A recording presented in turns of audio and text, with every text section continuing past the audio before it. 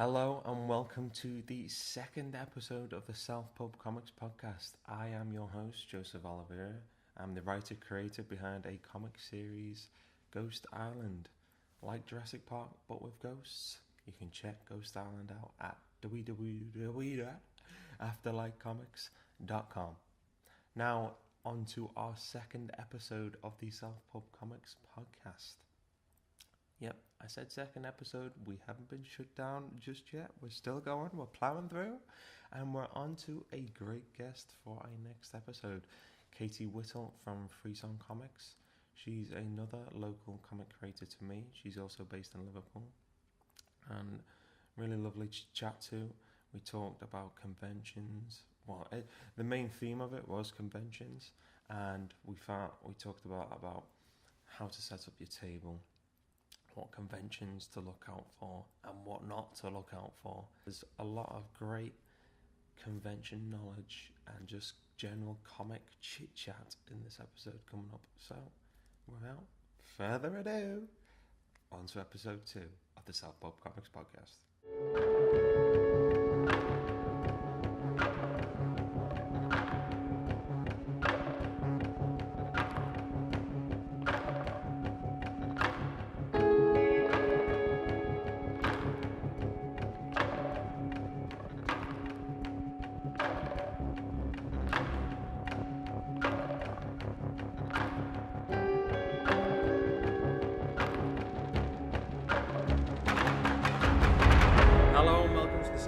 Comics podcast, the podcast designed to help and inspire others by talking self-published comics and discovering the creators behind them.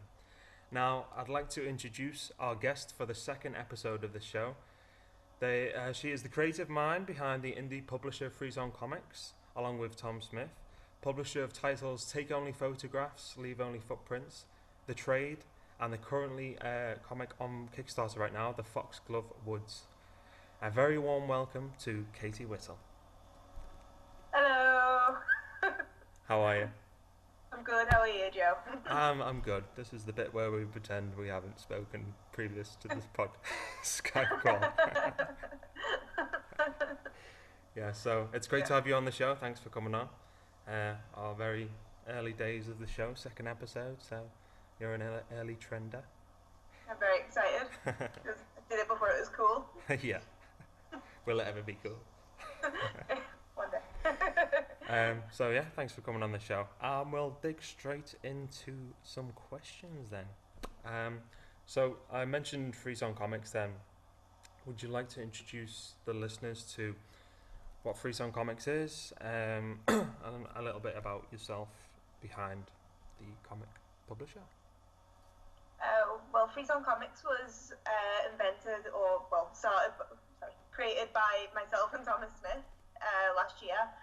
We both love horror. We love horror films, games, books, comics, etc. But we kind of felt that there wasn't really enough creepy horror comics out on the market. So we kind of wanted to create some new sort of more interesting titles. Not to say that other titles aren't interesting, but we just kind of wanted to just fill that niche. Currently, we have 4 titles under our belt. We also have The Residents by Mike Apnea, and we also have our Knock Knock zine as well, which we currently take submissions for. Yeah, we'll talk about the zines a bit later on. I was going to say, so Frisson Comics is very much a horror-themed publisher then, is it? Yes, very much so. Frisson itself means shiver, or not an entirely unpleasant shiver in French. And that's kind of just what we like. That kind of sums up kind of the titles that we create. It's not necessarily stuff that's outright scary or outright gory, but stuff that makes you go, ooh. Yeah. I can vouch for some of the titles that Frisson does. Take Only Photographs definitely does send a shiver down your spine when you read that one.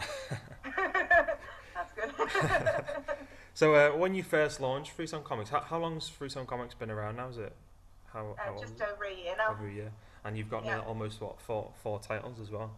Yeah, got a little stack of them here. It's our first book. Cool. Take on photographs. Only the video watchers will be able to see this. Yeah, well, it's more incentive to watch the video, isn't it? That is the video and the podcast. Just watch Go them to all. YouTube. So, when you first launched Frisson Comics, was there any like goals, aspirations for the brand? You know, what were you planning to do, like 4 comics a year, or how was it all working? Well, to be honest, at the time, I'd never actually done a comic. I started to work on smaller comics and hadn't completed them, and I found out that my partner is an excellent writer. So, like, when we first started, like, the brand, we just wanted to make one. And then just as we made it, we found out we both really liked working with each other, and we both had, like, more aspirations to make more. And so we've just tried to build it up over the year. That's really cool. I mean, you say about Tom's the writer then, so do you have like a good creative balance in that sense that he does all the writing and you just strictly do the artwork for the comics then? I wouldn't say it was quite that strict. Like, he usually writes a script, I read over it, and then I put my input into like what I'd like to see in the story as well. And it's the same with the art stuff. Like, he does like a very, very basic plan of what you'd like to see art-wise. I draw it, and then he gives his input into what he'd like to see visually as well. Yeah. Both of us like have delved into art and writing as well. Like, Fox Club Woods, that's currently on Kickstarter, that's entirely my project. It's published on the Frisson Comics, but I both wrote and created it. I was going to say, the stories that you do put out are very visual, and I love that about stories, but I'd rather have little or less dialogue and just have the visuals and then follow your own like story into it, and definitely your titles do that, and that's why I'm such a big fan. Thank you. So we'll talk about one of the titles, and we'll talk about the trade that you've just published, really, haven't you? You've just literally got it on your doorstep a couple of days ago. Yep, I'm very, very excited to get that out now. We've been working on it for a year, or just underneath a year. Like, originally we were going to have it out much quicker, but we just took our time with it and enjoyed the creative process, basically. So do you want to tell the listeners a bit about the trade and what it's about? Yeah, like, at the face of it, it's a vampire novel, but we kind of wanted, again, to like just create a different type of vampire novel. Like, the title originally came about when we were having a discussion about like how a vegan would cope with being a vampire, which is that's brilliant. So we kind of just like ended up with this character who really, really wanted to try and stay ethical while sort of like staying alive, which is obviously really hard if your only blood source like requires you to eat people essentially. Like, it was really fun to work on. Like, we got to like experiment quite a lot, like visually and stuff with it. I don't really want to give too much away about the story because there's like a couple of twists and turns in it, but essentially like it's about a young girl, Serena, who is out one night, who meets another young woman called Alice, and it's kind of her just telling her about her story and sort of explaining how she became a vampire and sort of why she's doing what she's doing. It's very, very personal though as well. There's aspects of the story that Tom put in that are kind of based on my life a little bit, so it was a little bit hard to draw at times. You'll probably know exactly where it is when you get about halfway through, to be honest, but yeah, it was quite hard to write. Like, yeah, it was quite hard to draw at times, but I think it works quite well, and hopefully like people will understand like the points we're trying to get across. Yeah, I'm really looking forward to getting it. That was successfully funded on Kickstarter as well, wasn't it? But last year now? Yeah, November last year. So is that the third successful Kickstarter campaign that you had with the trade then? The third one? It was our second one, and the Fox Club Woods is our third one. Yeah, alright. So you've had Fox Club Woods is also successfully funded on Kickstarter, so congratulations on that as well. Well, thank you very much. You're on a run with the Kickstarters. You know, every single one's been funded so far. So what would you say has been the secret to the success of your Kickstarter campaigns? We try and stay modest with it, to be honest. Like, I think a running trend in Kickstarters that fail is that they ask too much from people. They ask for too much money and they don't give enough in return. We usually just ask for the bare minimum to print, because that's all we really require from people, and any money that we make usually goes back to the backers. At the moment I'm trying to find stretch goals to give to people for Fox Club Woods because I've been backed so much and I've already got so much more over my target that I feel that I need to give more to people. Yeah, I understand totally on the people ask for too much, you see like a $30,000 campaign for Yeah. like a 20 even 20-page comic, or Yeah. just and with somebody with no like track record, or they've never done a book before, and they haven't really grasped the idea of the Kickstarter system, I don't think. Haven't done Yeah, and the sometimes research. they don't even have anything to show for it. They don't have any artwork ready. They don't have any even a script. Like sometimes that money's literally going to be going out to hire an artist or buy a computer to work on it with and stuff. And it's Or pay for their food and rent for the week. yeah, Basically. it's just not practical, really. So are we touching on the Foxglove Woods? It's been successfully funded and it's currently on Kickstarter live as we speak now as well. If you're listening to this within the week of it going live, would you like to give us a brief intro on Foxglove Woods? Well, it was kind of just a personal project for myself originally. Like, I'd finished working on the trade and I kind of just wanted to work on something that was a completely different style. I've been trying to work on more decorative pieces at the moment, like in my own personal artwork. Like, I kind of think like a lot of creepier work can be beautiful, or like very, you know, kind of visually sort of aesthetic rather than, you know, just like on its face creepy. So I wanted to create something that was really like sort of decorative and sort of I based it a lot on sort of medieval tapestries and patterns. So it was, you know, very vibrantly coloured and very flat. And I think it's worked fairly well, actually. Yeah. It doesn't have any writing in it at all. I read a lot of manga. Cool. And like manga generally puts a lot of emphasis on sound and sort of visuals, especially like horror-wise, like stuff like Junji Ito and stuff like that's kind of like relies on sound effects. So I've tried to sort of focus on that throughout it. So you can basically read it in any country. You know, it's got no writing in it at all, and you should be able to tell what the story is. Nice. That's really, I really like that idea that anybody can pick that book up and read it. You know, it's bilingual, isn't it? It is basically like I wouldn't say it's great for kids, right? Like even though it's got a sort of childish aspect to it purely because it's a horror novel, but at the same time, someone who maybe isn't comfortable reading or has dyslexia or, you know, like maybe other kind of, you know, learning difficulties might like find it easy to pick up as well.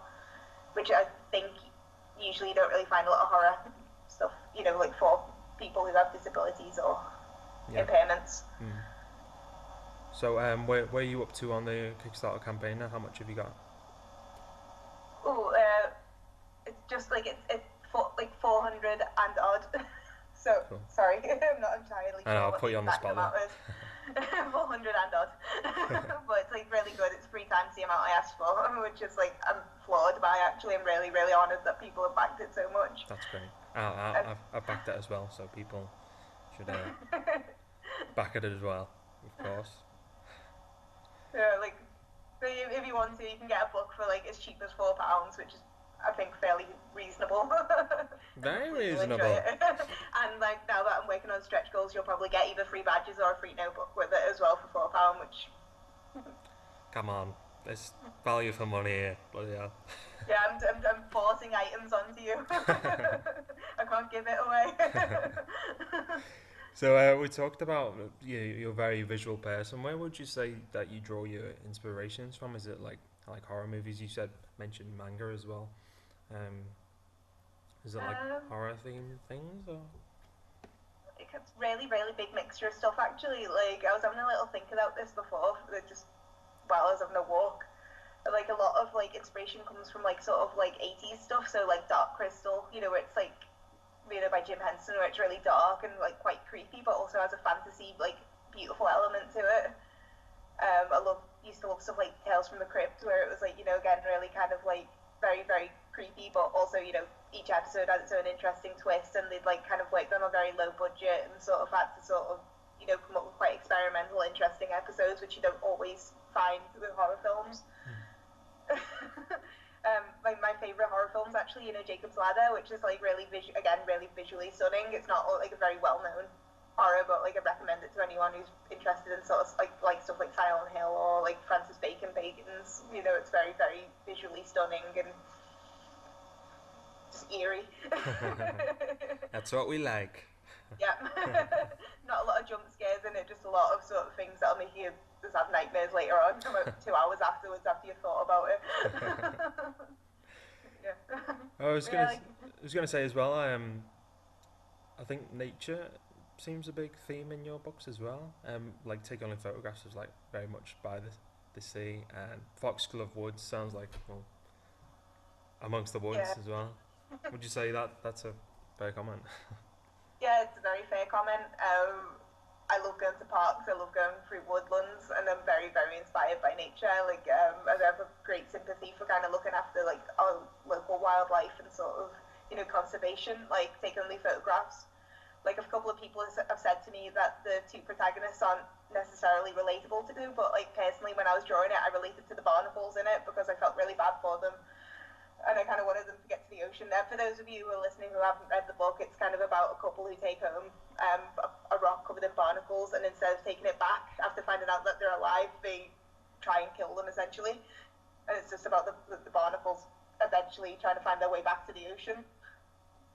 So, like, in that sense, like, I truly felt really bad for the barnacles, and it's based on a true story actually, where we ourselves brought home a rock covered in barnacles, found out they're alive, and felt the responsibility to take them back so that they survived, even though they're not necessarily the most beautiful creature, or necessarily like really gorgeous, or even like don't really add that much to like the aesthetic of like going to the beach or anything. It's like, who am I to say that they should die on my shelf? Basically. It's a great story. I mean, I think it was one of the first Kickstarters I ever backed as well, and Thank you. yeah, it's very very good read. Well, thank you very much. So we're going to talk about conventions now. We've both done a fair few between us now, I think. Yeah.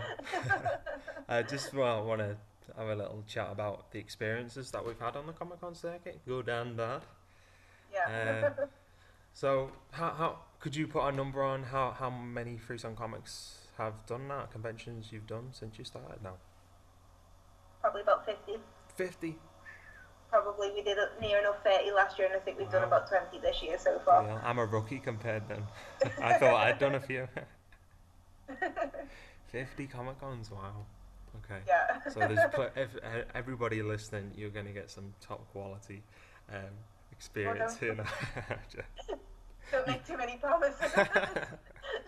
Well, you've definitely got the experience, so it's not false info. So, I would talk about the scaled back version of it. What are the essentials for people listening who want to or about to do their own first convention? What would you recommend are the essentials for your table? Basically, obviously your books, but like other little things maybe people don't think about. Tablecloth. Like, a lot of people don't necessarily remember to bring a tablecloth for the first convention they do. I normally pack a spare one actually, and sometimes do lend mine out to people who I can see have only just started, and usually it makes your table look 100 times better. Because the tables like conventions usually provide all of painting tables and stuff, which look a bit scruffy. Apart from that, I'd say that one of the more important things for people who want to do conventions is that you have height on your table. So whether you buy stands for your books, or if you buy racking, or even shoe racks, just to put prints and stuff on, because I think it attracts attention, colours attract attention, and also it brings people's sort of eye to your books. And yeah, the height is probably the 100% most important thing. Yeah, definitely agree. I mean, if everything's flat on your table, if someone's across the room or just a few feet away from you, I mean, they're not going to see it. It's not going to catch their eye at all, is it? I mean, you've just got it's just a table from the distance that they can't see anything on it, Clear pricing as well, actually. If you print out a price list and also have separate prices for each of your items, just treat people as if they can't read your price list, basically. Just make sure it's very, very, very clear. Yeah. Yeah, I definitely agree as well. The pricing, I mean, there's nothing and more annoying when you go into a shop on the high street or something and you pick up a shirt and there's not a price on it. It's yeah. I'm not going to go and ask the person, I'm just going to put it back. Yeah, and I think a lot of con-goers tend to be quite shy and stuff as well, so I think if you just sort of make it so that they don't have to ask you things and they can sort of very, very easily see things on your table. Yeah. It makes it easier for everyone. So price tags, eye level, yeah, definitely two big key things actually for that. But there are probably things that I didn't do for my first one. I had like little rubbish, you know, when you go to a fruit and veg store or something, and it's got like the bright green, orange stars saying like two for a pound, three for a pound. It's like, oh god, looking back at it now. I think I only had one stand as well for the book. I mean, it was good for the book, but like prints and stuff, if you got posters and stuff and the flat on the table, you know, you're not doing yourself any justice in promoting yourself, really, I'd say. So what I was going to go on to now, I was going to go on to like, so you've done 50 conventions. Was it 30 last year, did you say? Yeah, right, near enough. Like it might be 10% on or 10% under 50, basically. So the ones that you done last year, say, did you do them all again this year, or did you just do the ones that you did well at, or did you give them like the ones that weren't too good a second go, or how's it worked, like doing repeat shows? We've not done a lot of repeat shows really, but like it's basically the ones either that we did really good at or that we thought that, you know, it was okay and might, you know, vary from year to year, that we've done it like a few times now. Obviously if we've done terribly at them or they're not very comics focused, we haven't bothered at all. Like we mostly go for small press conventions, like on repeat usually. So what would you say if someone's looking to book a comic convention? What would you say to look for when I mean, it's quite expensive to get a table. Sometimes it can be between 40 to 70 to even £100+. What would you say? Like if they're looking at the website, what should they really look for like a comics focused convention rather than like a cosplay or really heavily celebrity guest star? Yeah. I'm a celebrity, get me out of here guest list.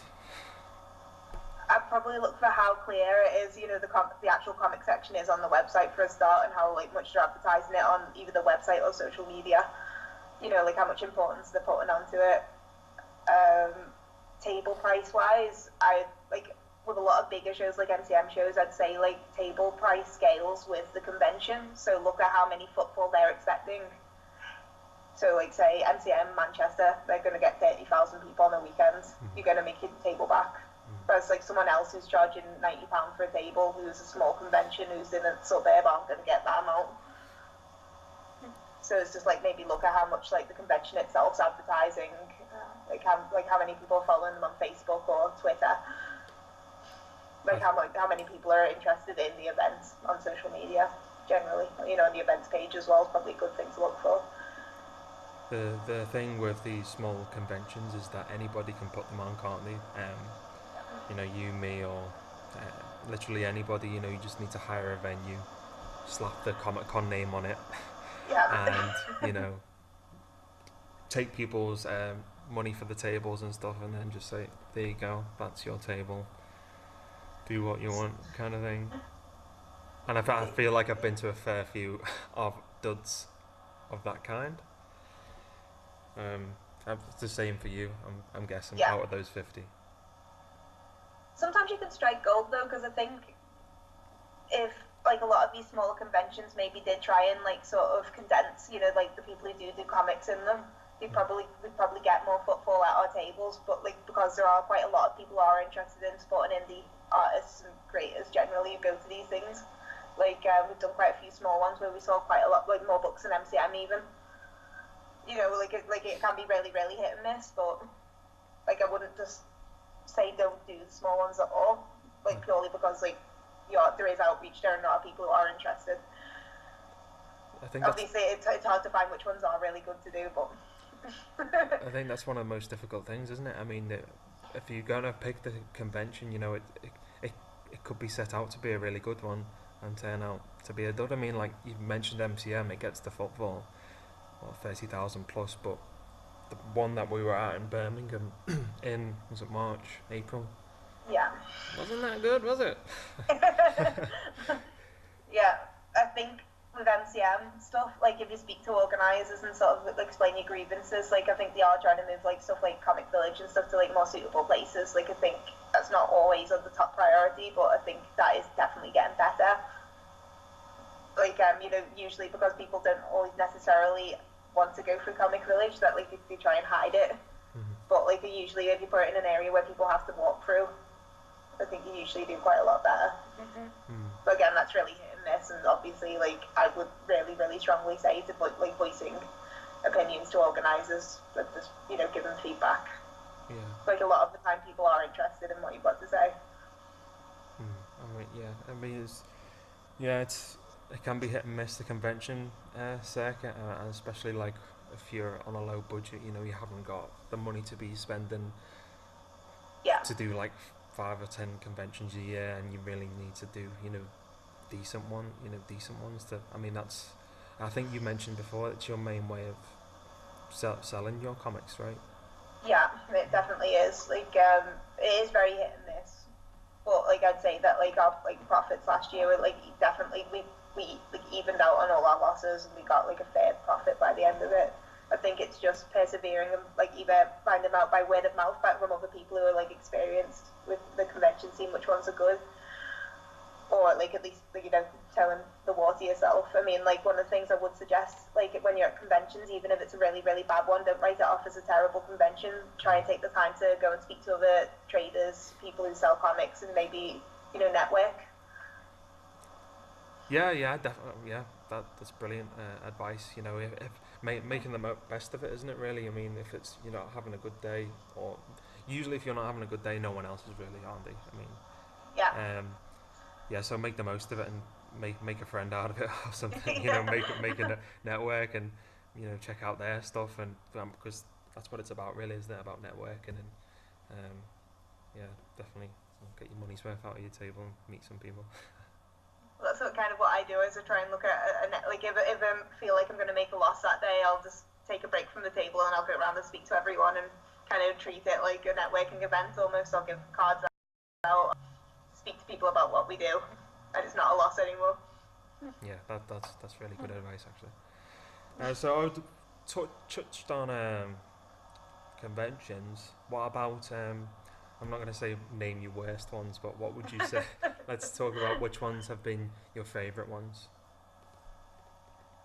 Oh, like, obviously, I really like Thought Bubble. It's really fun to do. Like, we did Thought Bubble last year. We didn't make a huge profit off it, but it was just nice to do. It's just nice to be surrounded by people who create comics. Like, any small press one's usually good to do. Even if it's quiet, it's always fun. There's always people around you who are interested in the same things. That's good. That's a positive. In terms of, you know, like, unusual ones, I'd say Hull was like a really good one that we did at the beginning of the year. Yeah. That was just a really nice atmosphere. It's out the way. There's not a lot of things like that in that area, so people are really enthusiastic. Like, if you want one with a nice atmosphere and, like, you know, customers who are generally, you know, excited just to see what you're making, that's a really good one to do. Nottingham's also awesome as well. Like, we did that last year as well. We made a lot of friends at that one, but it was quite busy. It was interesting. A good mixture of different types of comics and people from all over the UK as well, you know.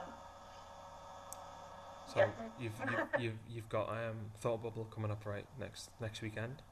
Yeah, see you there. Ah, see you there, good.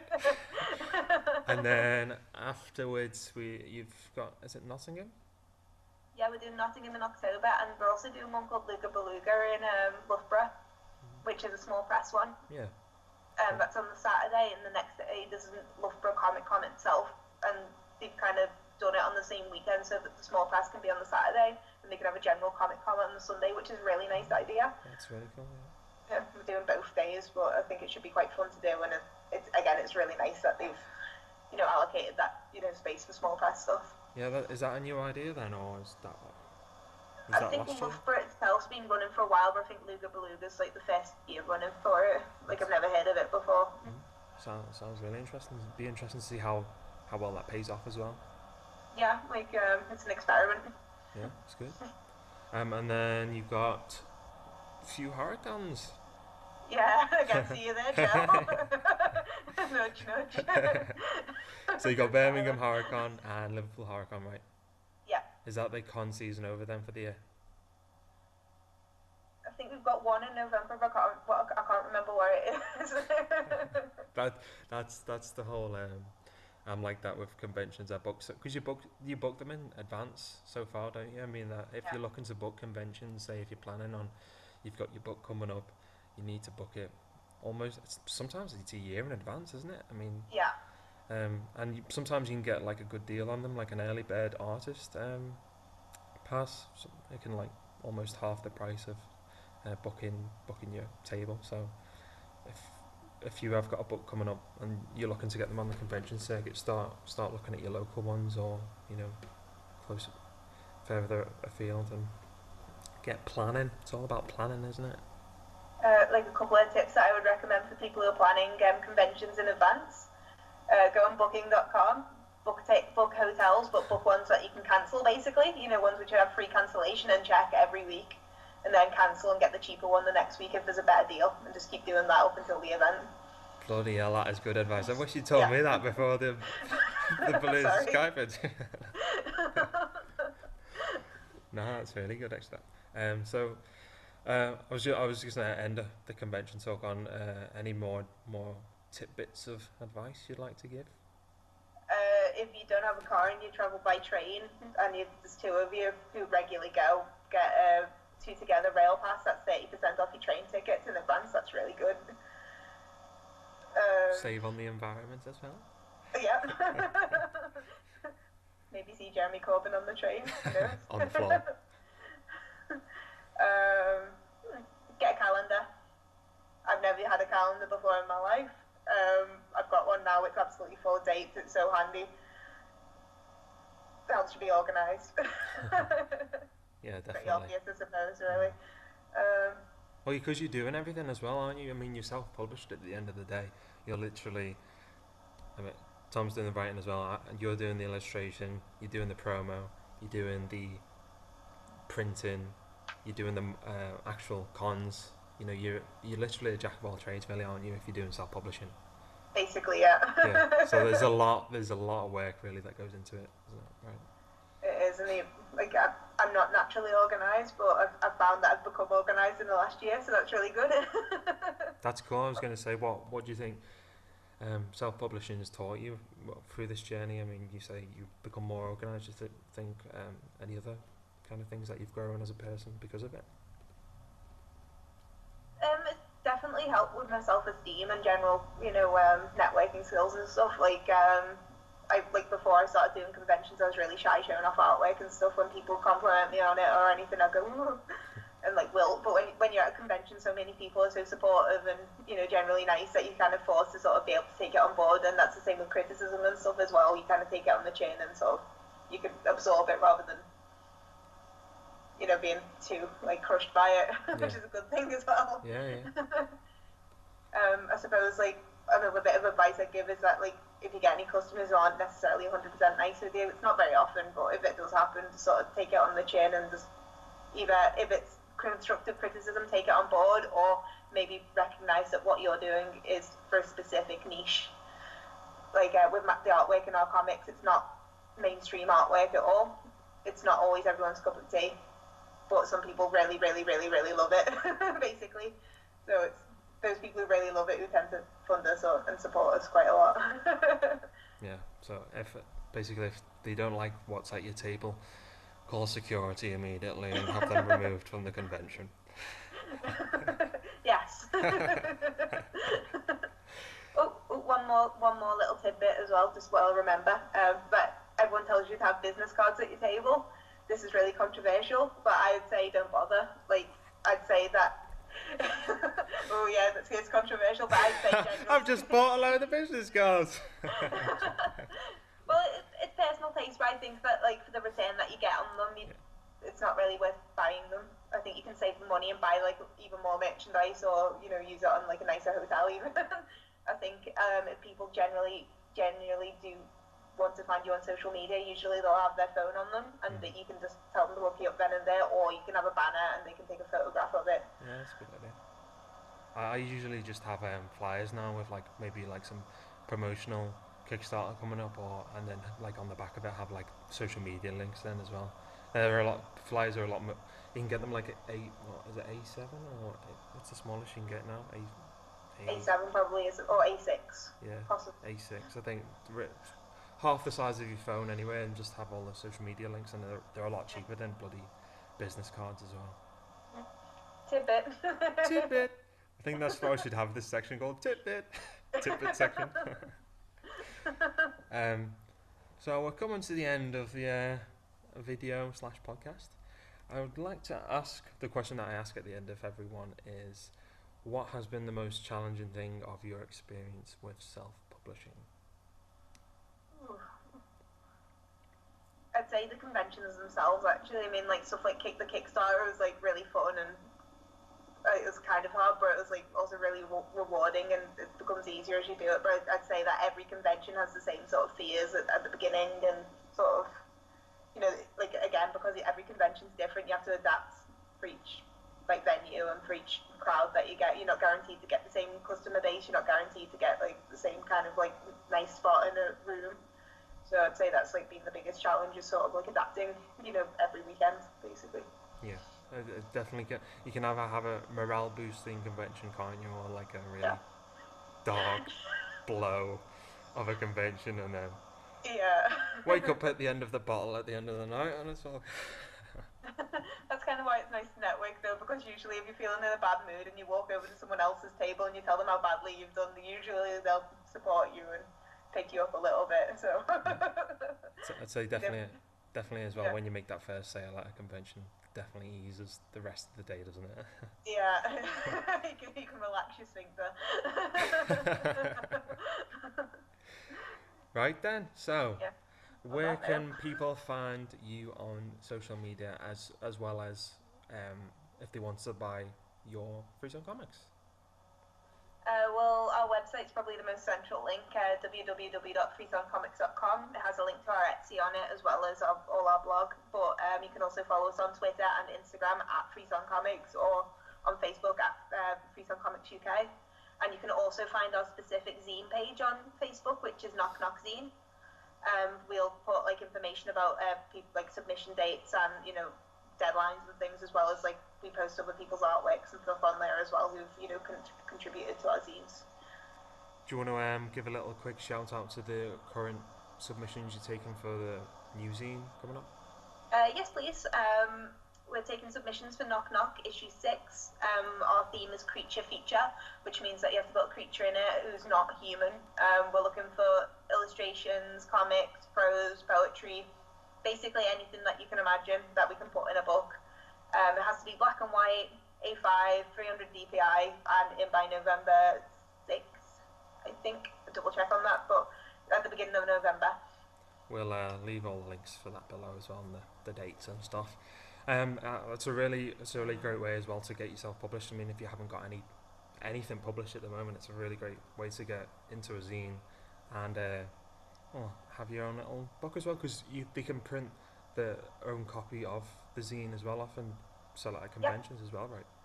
Yeah, it's community owned, so everyone who contributes, we send you a PDF of it, and you can distribute it as you see fit. Basically, you can print it, like, professionally on a printer, and remember as well that we're going to about 30 conventions a year, so there's a chance for your artwork or writing to be seen at these conventions as well. We just sell at the minimum price to basically fund the next run, so we're not profiting off your work. Brilliant. It's a brilliant idea, and a great idea to get involved in. And I'm certainly submitting this November. I'm going to make sure I'm in this one. Yep. Yes. I've got a free month now. So thanks very much for coming on, Katie. It's been a pleasure. And your Kickstarter is currently live as well. You should get on that. The links will be below for it. And yeah, thanks very much, Katie, and goodbye. Bye. Thank you very much for having me.